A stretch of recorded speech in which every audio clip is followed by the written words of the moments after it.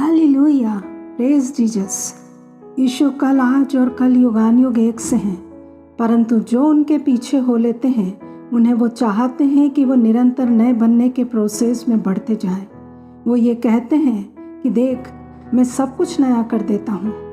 प्रेरित पौलुस कुलुसियों 3 में कलीसिया को शिक्षा देते हुए सिखाते हैं कि तुम व्यभिचार, अशुद्धता, बुरी लालसा, क्रोध, निंदा, ये सब बातें छोड़ दो, क्योंकि तुमने पुराने मनुष्यत्व को उसके कामों समेत उतार डाला है और नए मनुष्यत्व को पहन लिया है, जो अपने सृजनहार के स्वरूप के अनुसार ज्ञान प्राप्त करने के लिए नया बनता जाता है।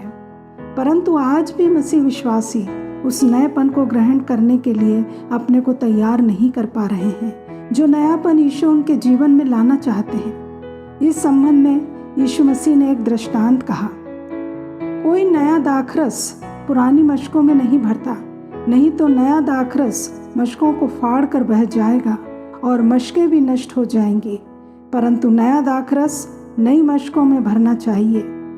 कोई मनुष्य पुराना दाखरस पीकर नया नहीं चाहता, क्योंकि वह कहता है कि पुराना ही अच्छा है। यीशु मसीह सिखाना चाहते थे कि पुरानी मशकों में नया दाखरस नाश हो जाएगा, जबकि नई मशकों में नया दाखरस सुरक्षित रहेगा, प्रिजर्व रहेगा। यीशु मसीह के समय में धार्मिक अगुए अपने धार्मिक रीति रिवाजों, व्यवस्थाओं को बहुत प्यार करते थे। उन्हें अपने द्वारा बनाई गई धार्मिक व्यवस्थाओं को मानने में बहुत खुशी मिलती थी और वे पसंद नहीं करते थे कि कोई उन्हें इन बातों को करने से रोके। परंतु जब यीशु मसीह ने ये बात इस दृष्टांत के द्वारा कही, तो कह सकते हैं कि उनकी दुखती रग पर हाथ रख दिया। यही बात हम आज भी अपनी कलीसियाओं में और धार्मिक अगुओं में देखते हैं। हम छोटे से यीशु को अपनी जिंदगियों में लिए घूम रहे हैं, छोटे से सुसमाचार को अपने पापपूर्ण चाल चलन के साथ, पापी विचारों के साथ प्रचार कर रहे हैं और उसी को सही मान रहे हैं। यीशु एक विटामिन की टेबलेट या कैप्सूल नहीं है कि उसे हम अपने खाने के साथ मिला लें और बेटर फील करें, परंतु यीशु स्वयं भरपूर भोजन है, जीवन की रोटी है। वो हमारे पापी जीवन को डेकोरेट करने नहीं, परंतु पूरा नया बनाना चाहते हैं। जिनके मन इस सच्चाई को एक्सेप्ट करने के लिए तैयार नहीं है, वो इस शिक्षा को हैंडल नहीं कर पाते। यीशु जानते थे कि नए दाखरस को, नए सुसमाचार को, नए संदेश को ग्रहण करने के लिए नया मनुष्य बनना होगा। सुसमाचार का प्रचार केवल एक इंफॉर्मेशन ही नहीं है कि हम दूसरों के साथ शेयर करें, जो केवल उनके दिमाग तक के लिए ही काफ़ी हो।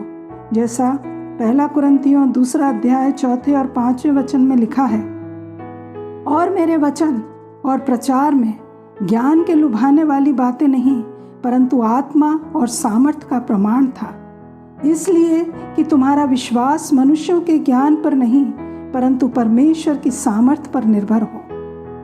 हम नए पात्र बने बिना नए दाखरस से भरे नहीं जा सकते। इसलिए दाऊद भजन 51:10 में कहते हैं, हे परमेश्वर, मेरे अंदर शुद्ध मन उत्पन्न कर और मेरे भीतर स्थिर आत्मा नए सिरे से उत्पन्न कर। बाइबल में न्यू वेसल्स या न्यू वाइन स्किन्स उन मनुष्यों को रिप्रेजेंट करती हैं जिन्होंने नया जन्म, नया आत्मा पाया है।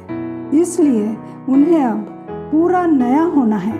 उनका शरीर भी नया होना है और आत्मा भी नया होना है।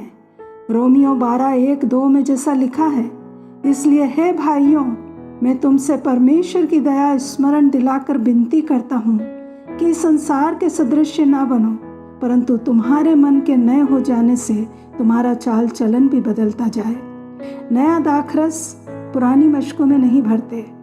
नया दाखरस, नया अभिषेक पाने से पहले नया बनना पड़ेगा। शरीर को भी परमेश्वर को भाने वाला बनाना है और मन को भी। यीशु के लिए, यीशु के द्वारा नए व्यक्ति बने ताकि नया अभिषेक आए। परमेश्वर हमको भी बचा कर रखना चाहते हैं और उस नए अभिषेक को भी जो वो हमें देना चाहते हैं। जैसे बॉटल को टाइट बंद कर देते हैं जिससे अंदर की चीज़ें सुरक्षित रहें, वैसे ही सब भलाई और आशीषें नए जन्मे व्यक्ति की आत्मा में इकट्ठी हैं। इसलिए उसे सुरक्षित रखने के लिए मशकों का नया होना जरूरी है। नया पात्र बनना अपने शरीरों को परमेश्वर को भावता हुआ बलिदान करके चढ़ाना है। नई बात होने से पहले परमेश्वर को भाने वाला होना है। परंतु समस्या ये भी है कि कोई मनुष्य पुराना दाखरस पीकर नया नहीं चाहता। वो पुराने रिलीजियस सिस्टम में ही कंफर्टेबल है। वही त्यौहार मनाना, एक्टिविटीज़ करना उन्हें आनंद देते हैं। यीशु मसीह की शिक्षाएं, पुनरुत्थान की सामर्थ, पवित्र आत्मा का चलन उन्हें समझ नहीं आता। पुराने के इतने अभ्यस्त हो गए हैं कि उन्हें वो ही आरामदायक लगता है, उसे छोड़ना नहीं चाहते। जैसा लिखा है, शारीरिक मनुष्य परमेश्वर की आत्मा की बातें ग्रहण नहीं करता, क्योंकि वे उसकी दृष्टि में मूर्खता की बातें हैं। यीशु जीवन के जल से बने हुए दाखरस को ऑफर कर रहे हैं, जिसके लिए ताज़ा पात्र, ताज़ी मशकें चाहिए, ना कि पुराना दाखरस जो उन्हें मतवाला बनाता है। जब हम पुराने तरीके में हैं तो परमेश्वर कैसे नया काम करेगा। मैं पुरानी व्यवस्था में पवित्र आत्मा नहीं उंडेलूंगा। मशकें पुरानी हैं, वो उसे नहीं सह पाएंगी। यदि दे भी दूं तो वह फट जाएंगी और नया दाखरस गिर जाएगा। इसलिए कलीसिया में विश्वासियों के जीवन में पवित्र आत्मा का चलन दिखाई नहीं देता। पात्र को अंदर से शुद्ध करना होगा। जानवर चाहे कोई भी हो, वो कीचड़ में गिरता है पर चाट कर अपनी गंदगी को दूर कर लेता है। पक्षी अपने परों पर से गंदगी, कीचड़ को साफ कर लेते हैं। हर जानवर अपनी चोट को जीभ से चाट कर अपना ट्रीटमेंट अपने आप कर लेते हैं, परंतु हम अपनी भीतरी गंदगी का इलाज नहीं करते। थोड़ी देर में प्रभु की महिमा और स्तुति करते हैं और थोड़ी देर बाद वही पुराना जीवन। विश्वासी होने का दावा तो करते हैं, पर सब पुरानी मशकों से बह जाता है। हम एक्टिव क्रिश्चियन तो होते हैं, पर डेडिकेटेड क्रिश्चियन नहीं बन पाते। यीशु हमारे प्रॉमिस्ड लैंड है। अभी हमको इतना सा यीशु मिला है, हमें उसके पूरे डील तक पहुंचना है, जिसके लिए नई मशकें और नया दाखरस बनना होगा। तो आइए प्रार्थना में प्रभु के सामने अपने को रखें और कहें, प्यारे पिता, हम अपने पुराने स्वभाव, पुराने जीवन के इतने आदी हो गए हैं कि उसे छोड़ नहीं पाते। पवित्र आत्मा, आप हमें सिखाएं कि वो कौन सी बातें हैं जिनसे हमें छुटकारा पाना है, जिससे हम पुराने तरीकों से नहीं वरन आत्मिक तरीकों में जीने का अनुभव पा सकें।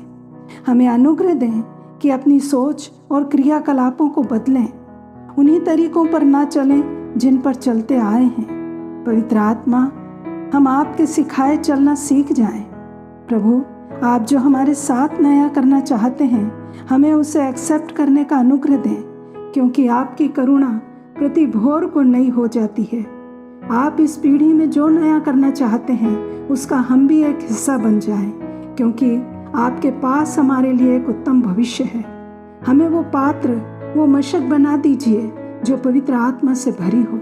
हम पुराने में ही ना बने रहें, परंतु हमें अंतिम समय की महिमा के लिए तैयार करें। हम सब पर अपना हाथ रखें, हमें स्पर्श करें, हमारे घर को अपनी उपस्थिति से भर दें। इस प्रार्थना को यीशु मसीह के नाम से मांगते हैं, आमीन।